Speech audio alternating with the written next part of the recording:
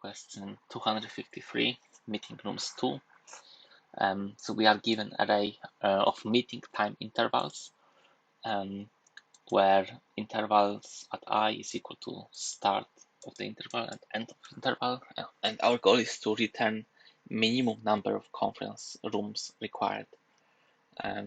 So those times will be happening essentially at there are meetings which happen at the same time.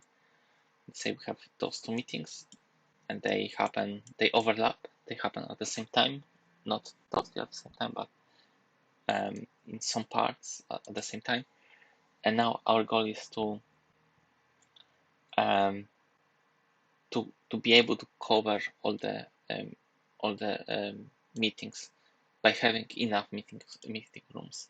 For example, in this example, we have two meetings happening at the same time, which means that we need two rooms at least.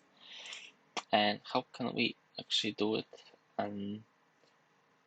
The easiest technique to do it would be in sort of greedy way.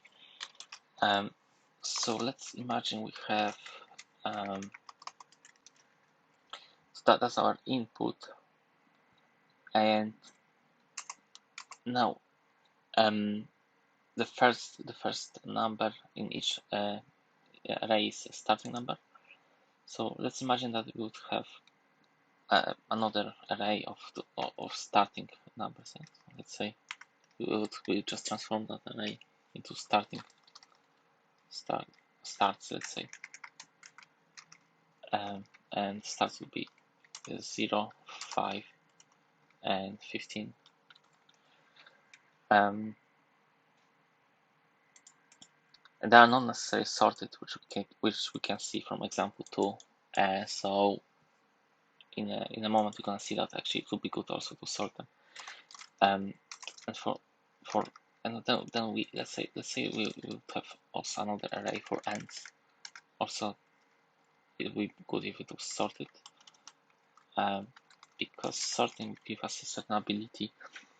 So let's say right now it's not sorted, but let's say we're gonna sort it. Verticals here, and now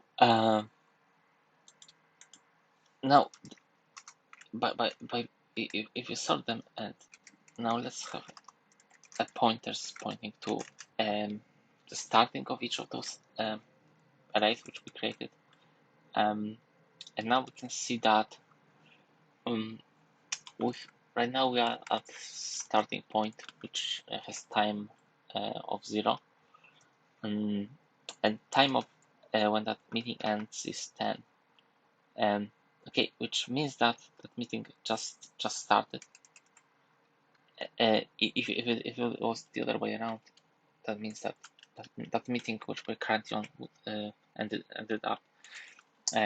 Okay, so let's say it started, which means that if the meeting started, it means that we need a room.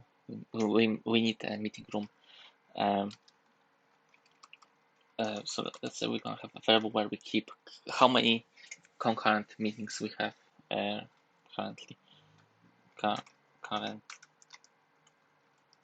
meetings. Let's say concurrent meetings. Yeah, so now we have just one.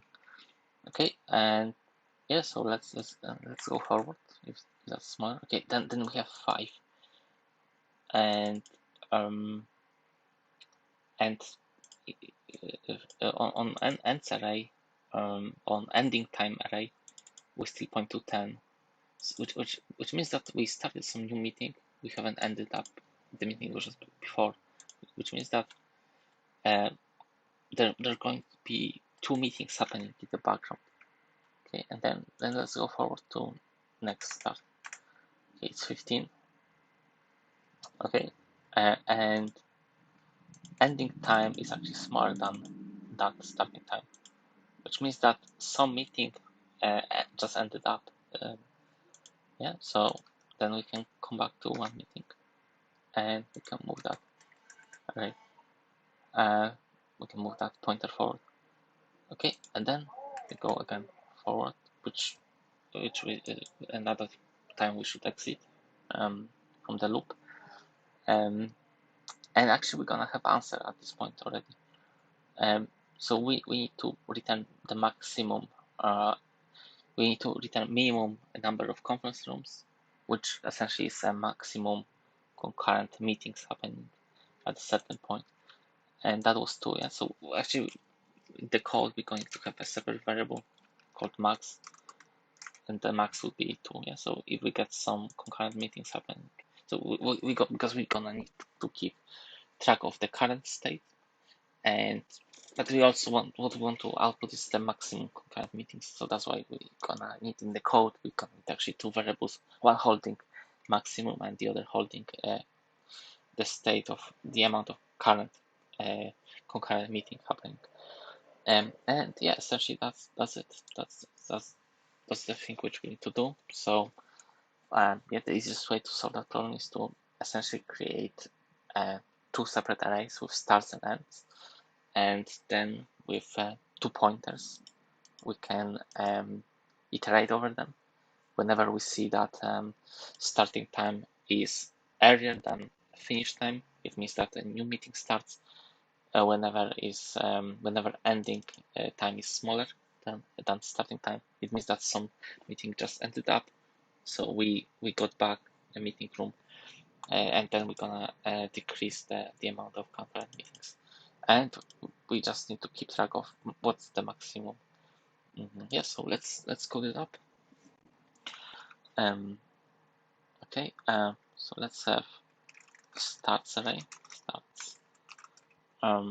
Start array we can create by iterating over intervals with map. Here we can destructure it, or yeah, let's destructure it. So starting time is the first element, start, and that's something which we can return, and that's going to create array with starting times. Yeah? So it's gonna create a one-dimensional array with starting times, but it's not gonna be sorted. Yeah? In example 2, we can see that they are not necessarily sorted. So that's why let's sort them in ascending order.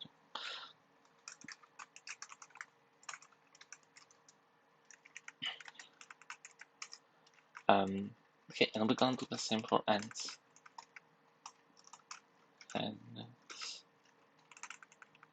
And ends are second item in the array. So that's something which we're gonna return, and that's gonna map gonna create that new array with ends. And we also gonna sort it in ascending order. Okay, and then next thing which we're gonna do is well, we're gonna have 2 pointers. Let's say I and j, and we'll be iterating till one of those pointers get out of the bound. So now while I is smaller than starts dot length, and the other one is smaller than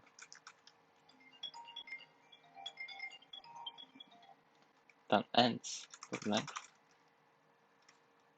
Yeah, at that point let's keep iterating through that through those arrays. And the way we want to iterate is that we're moving pointers at the smaller times. And once we do that, we'll be updating our max so far, let's call it, which is 0. We can initialize with 0 and current meetings. Also, let's initialize that with 0. And now, if starts at current pointer, if that's smaller than ends at its pointer, Okay, so that means that new meeting starts. So we can say that current meetings they increase. Otherwise, actually that's not really well described in the question, but if the meetings have the same time, if ending point and starting point is the same, I believe the way test cases are built are they should be considered as non-overlapping if start and end is the same. So that's why we can say. So at this moment, we also want to make sure that we keep updating our max so far. So max so far will be equal to max between current max so far and current concurrent meetings.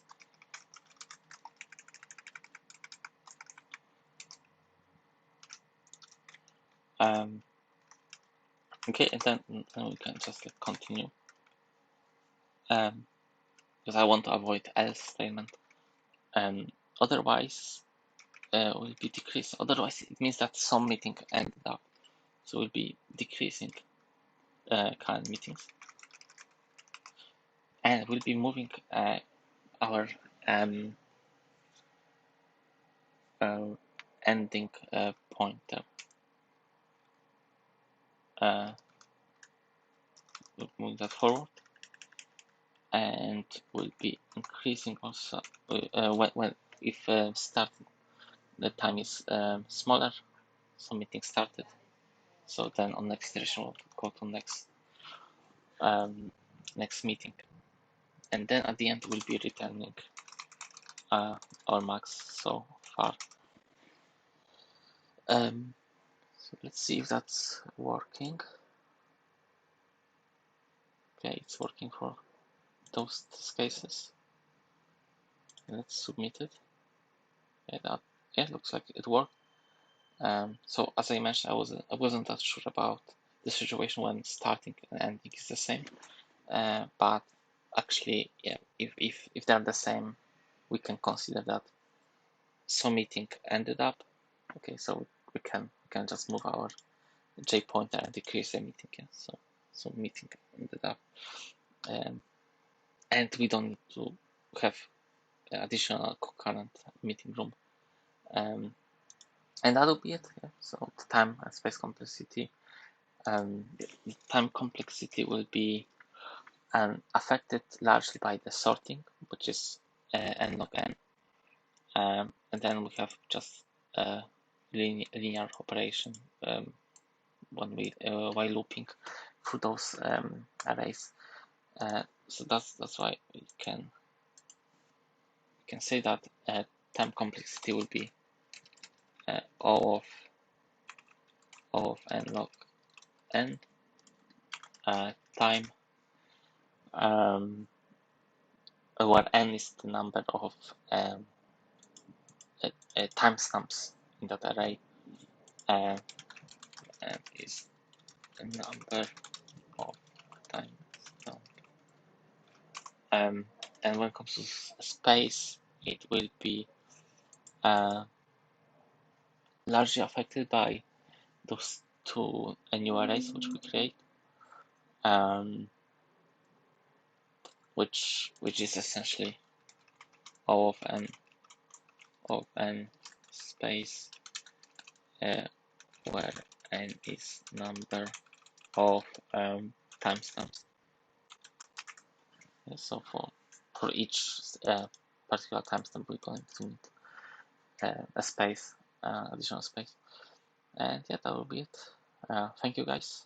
If you have any questions, leave it in the comments and I will try to answer.